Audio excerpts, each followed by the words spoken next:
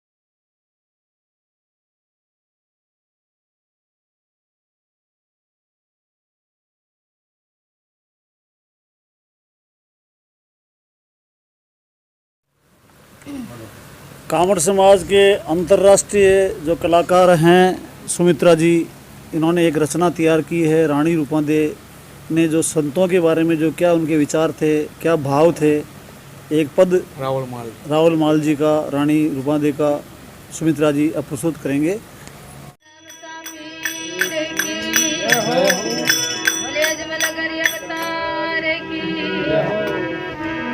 रानी रूपांदे रावल माल ने केवे हे रावल माल, थारा जीता किता ही पाप करोड़ा है और वे पाप धुल जावे, सतगुरु री शरण में आ जा। तो रानी रूपांदे रावल माल ने कई बात बने देखो। अरे सब जोड़ा हो तो जिला रे मार गया बतरे पंचारे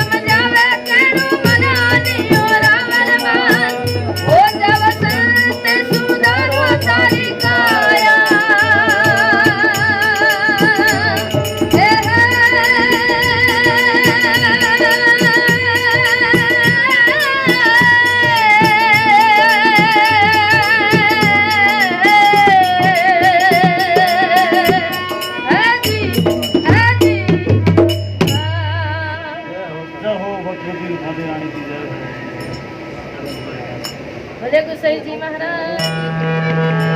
और आप बड़े जगदीश बैड़ी भवजल बीच में गुरु त्यारो